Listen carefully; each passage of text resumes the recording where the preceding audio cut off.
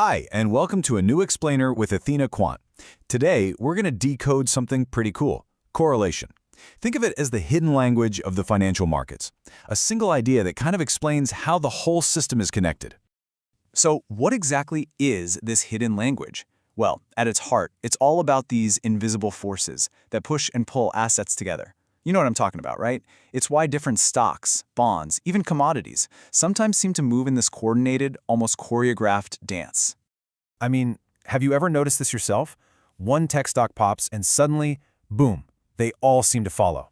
Or how about when the stock market's having a great day, but it's a terrible day for bonds? Yeah, that's not a coincidence. There are some really powerful underlying relationships at play here. And get this, top traders have a secret for measuring all of this. It all boils down to a single number. And if you understand this one number, it's the key to everything. Managing risk, spotting opportunities, and really navigating that complex web of the market. Honestly, for any serious investor, this is a foundational piece of the puzzle. Okay, so how do we actually measure these relationships? Well, it all comes down to something called the correlation coefficient. The best way to think about it is like a simple relationship scorecard. It just tells us exactly how two assets are behaving in relation to one another. The one you'll see most often is called the Pearson correlation.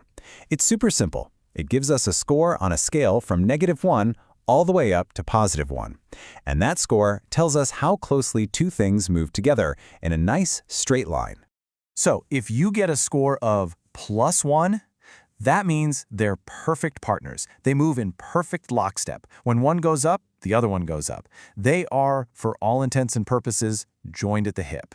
Now, on the flip side, a score of -1 means they're perfect opposites. You know, when one zigs, the other one zags.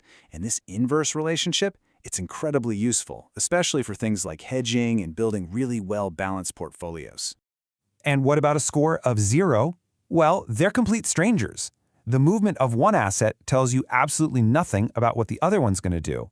Okay, let's look at how this plays out in the real world. Take SPY and QQQ. They both track major US stocks, right? So of course they're strong partners. They're driven by the same big economic forces. But then you look at stocks and long-term bonds, like SPY and TLT. They're often opposites because investors tend to jump between them depending on how much risk they're willing to take. And stocks versus gold, almost total strangers. And that's exactly why so many people use gold to try and diversify away from the stock market. Okay, but this brings us to what is maybe the single most important rule in all of data analysis. You have to get this. It's so crucial. Correlation is not causation. I'll say it again. Just because two things move together, it absolutely does not mean one is causing the other. Think about it like this. It's a classic example. Ice cream sales are super highly correlated with the number of drownings. But obviously, eating ice cream doesn't cause people to drown, right? The hidden factor, the real cause, is summer. The heat drives both. And it's the same in the markets. You have to be a detective. You've always got to be searching for that hidden underlying driver. All right, now for a really fascinating twist. So far, we've talked about how assets relate to each other. But what if an asset has a relationship with its own past? This is a concept called autocorrelation, or what some people call market memory. And this gets to a really deep question. Can a stock's past actually predict its future? That's what autocorrelation tries to figure out. By analyzing how today's price relates to yesterday's price, or last week's, we're basically searching for predictable patterns. We're trying to see if the market truly has a memory. And what this search reveals are two powerful and totally opposing forces in the markets. On one hand, you have positive autocorrelation, which suggests momentum, the idea that trends tend to continue. On the other hand, you have negative autocorrelation, which suggests mean reversion. You know, the old saying, what goes up must come down, or at least snap back to its average.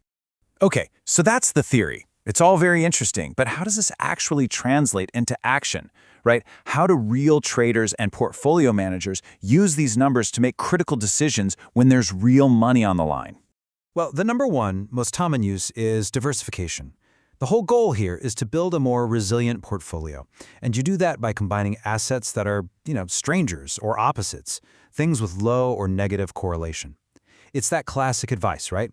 Don't put all your eggs in one basket, especially if it looks like that basket might get dropped. Now, a more advanced way to use this is something called pairs trading. It's a really elegant strategy. Here's how it works. First, you find two assets that are historical partners. Think Coke and Pepsi, right? They're in the same business. Then you just wait for their prices to drift apart for some reason. And when they do, you bet on them coming back together, their relationship snapping back to normal, by buying the one that's underperforming and selling the one that's overperforming. But, and this is a huge but, there's a critical warning here. There's a major danger that's always lurking in the background. Because in those moments of extreme market stress and panic, something really strange and dangerous happens to correlation. What happens is, during a crash, everything starts falling together. Assets that are normally totally uncorrelated, stocks, commodities, even stocks from different countries, they all start moving in sync. All those correlations suddenly spike towards one. And that diversification you were counting on for protection, it can completely vanish, right when you need it most. So, let's wrap this all up. What's the main thing to take away from all this talk about the market's hidden language? I think the key is to stop seeing correlation as just one single number and start seeing it as a powerful toolkit, right? We've mostly talked about the Pearson correlation, and that's perfect for finding those simple straight-line patterns. We also dove into autocorrelation, which is what lets us look into an asset's past to hunt for things like momentum or mean reversion. And, there are even other tools out there like Spearman for more complex nonlinear situations, but the core ideas behind them are all the same. And all of this leaves us with a final, kind of provocative question. Correlation gives us this incredibly powerful lens to look at market behavior and build our strategies. But we always have to ask ourselves, are we actually uncovering genuine, repeatable patterns, or are we just finding these temporary, beautiful illusions in a world that's, well, fundamentally random? The real answer probably lies somewhere in the middle.